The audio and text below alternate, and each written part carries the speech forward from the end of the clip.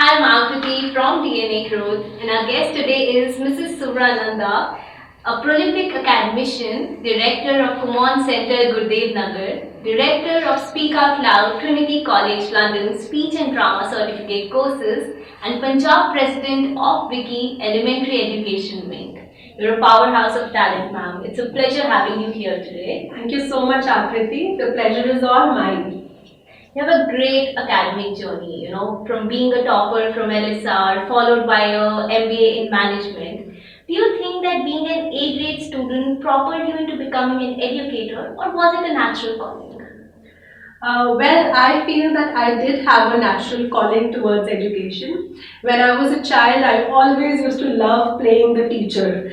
So then I went to LSR, and that is where there were two basically things which helped me kickstart this field. One was looking at the beautiful, amazing, talented DU professors of my college, and I felt that this is a very, very valuable, way to give back to the society. Yeah. And along with that, I also started teaching some underprivileged children after college. So I feel that yes, it really helped me in understanding what field. So tell us a bit about Kumon, Speak Out Loud. How did you choose these ventures, and what made you choose them to further your journey as an educator? Kumon is the world's largest after-school maths and English program which focuses on self-study in students. So all my nieces, nephew and relatives all across the globe were studying Kumon, and I always wanted to learn more about what's happening, the latest in the education industry. So that is how I got to know about Kumon, and I really fell in love with their methodology. So that is how I applied to Kumon. It took me 3 years to get Kumon to Ludhiana because they were not very open to tier 2 cities at that point of time. Well, then I added Speak Out Loud to the center, and Speak Out Loud is Trinity Certified Speech and Drama courses. I felt that in Ludhiana per se, very few institutes are providing spoken English or communication skills, dramatics to students. So I felt that Kumon will help children in understanding how to read, comprehend grammar, and in Speak Out Loud we focus more on your verbal communication skills, your communications overall. So that there are two great ventures there. So what do you think is the tutoring framework of Kumon? Is it similar to the regular run-of-the-mill tuition centers that we see in the city, or is it different in some way?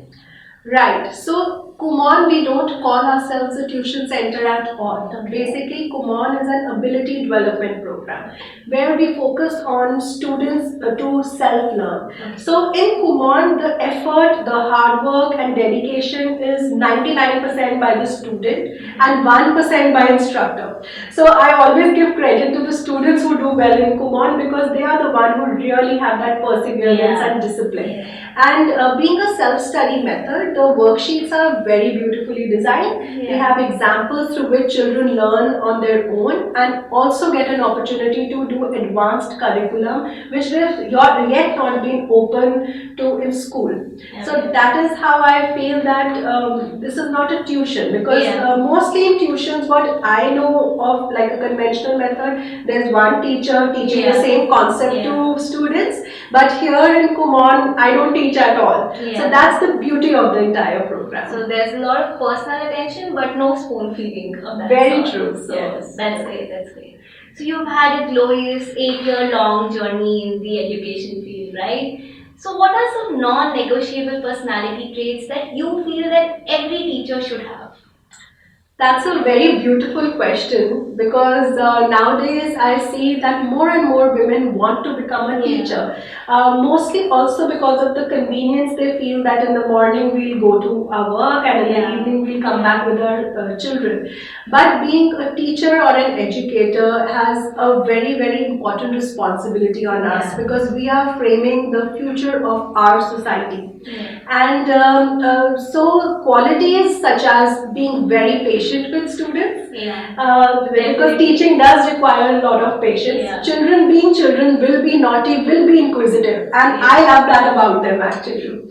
Along with that, I think we have a bigger role of not only shaping the academics of students or children, but overall personality development of our students. So the kind of mental support, a friendly rapport, as well as bringing out the best what is unique about that particular child, and recognizing their special talent or ability is a very important role, and I think that should be a non-negotiable quality according to me. I totally agree with you. Those are some skills that every teacher should possess. So I feel that parents have always been overcautious about their kids' future. Yes. But in today's competitive landscape, they are overprotective and overcautious now more than ever. So, do you think that the awareness campaigns are somewhere helping out with this, or has the pressure only gone up? What do you think about it? Well, yes. Nowadays, I feel that we have more exposure to our students, our children per se. But yes, pressure is a word which is very relative. A situation that feels pressurizing to me may not be a pressure to you, and vice versa. So I would suggest parents that do expose your children to various activities that are available, so that you get to know what is their interest. Yeah. But once you have understood that this is what interests my child, please stick to that and make that child excel in that, rather than being a jack of all trades and a master of none. It is better that we really pinpoint to what my child really wants, and then we give them all that encouragement and love towards the journey. Parents, make a note of this. These are some golden words coming from Mrs. Nanda here. So do make a note of it. Alright, so all your ventures are doing really well at this moment. So I think the journey to success is often laden with a lot of roadblocks. What were those challenges in your journey, and how did you overcome them? Right. Yes, of course. The word challenge, I would say that I always take challenges, heads on. Yeah. I don't shy away or just lock myself in a room that, oh my God, what I'm going to do. Yeah. I do have my days, but then I always keep myself self-motivated. Yeah, that's okay. Yes. But yes, in the field of education for Kumon as well as Speak Out Loud, I felt that in our city there was very low awareness about the same. So people still believe in spoon feeding or rote learning method. I feel that keeping the need of the time in our mind, we should focus more on these upcoming interesting methods for students and children, rather than following the conventional ways. Some conventional qualities, or the discipline, the kind of curriculum, overall framework of curriculum is very important to follow, because that is the base. But yes, making sure that the child is not only just in the books all the time, but is street smart, knows his concepts well, is confident. I think these things will play a more important role in their future. I totally agree there. So, I read somewhere that Mukesh Ambani once mentioned that his father told him that an entrepreneur has to make his own way. Like a manager, he's not told to do this or do that. He has to find his own path, make his own journey. So with you married two professions, educator and an entrepreneur. Yes. Educator is your core competence, but entrepreneurship is something new. So what were your learnings along the way? Since it's a new discipline for you altogether, there must have been huge things that you learned, right? Yes, absolutely. I feel that I'm a completely different person now before I started my entrepreneurship journey. The earlier Suvra was quite timid, used to keep thinking and procrastinating what to do, how to do. But for every entrepreneur, I feel that if you have that spark, please do take that first step. Any first step that you take, you cannot fall back on your words or that step you've taken. So automatically I feel you do get a courage to follow your dreams. And being an entrepreneur, I also feel that you have to juggle many roles at once, because it's your own venture, and you need to be the manager, the salesperson, the the idea behind it, the task force team. So be prepared to work hard, work smart, rather than just thinking that yes, I wanted to achieve this and this didn't happen. So be prepared, and don't think too much. Just take that, follow your heart. Yeah, I think that's the key. What is your number one business goal for the coming year? I know 2020 ran over our parade. So what's your business goal for 21 now?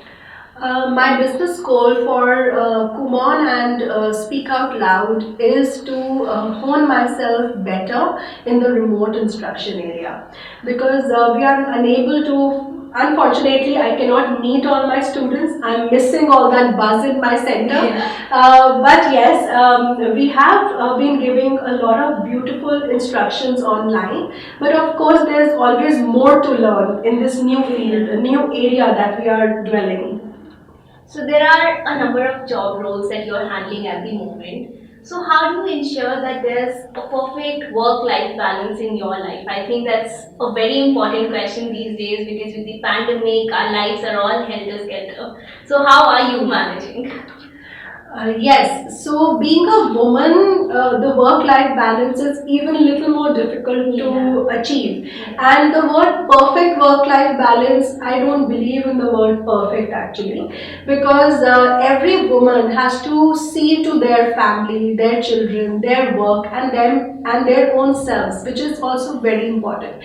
So I personally believe that when I wake up in the morning, I try to settle my thoughts. I have a journal which I write. I think what should be my aim for today. So making short, achievable goals rather than thinking that oh my God, there is a list of things which I need to do, because few of our colleagues, they are mostly so mentally pressured all the time that there is so much to do. I have to go back home and manage my child also. So I feel that especially being a working mother gives short qualitative moments of time, and spend that with your children rather than being there with them the whole day and ultimately not doing much with them. So spending quality time with your child, being there for your life partner whenever they need, and having a good communication with each other, and towards work, having short achievable goals. I think that is something which I feel is a good work-life balance. Okay, alright.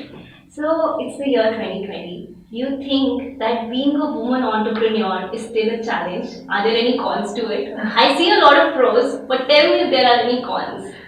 Okay, so yes, I think this question will relate to the previous question which I just answered. Being a woman entrepreneur, definitely it has a lot of challenges, because see, you are brought up in a different kind of environment, then you get married into a different family as a woman. So every woman needs to adjust to the times. But what I personally feel, whereas it is very good to have that kind of women empowerment spirit, yes, you should not let anybody just walk all over you, but also being a little adjusting is the need of the hour, because sometimes women are feeling that why are we not allowed all these things. So I think making your own path can be in a very subtle and beautiful manner also, rather than just being at it.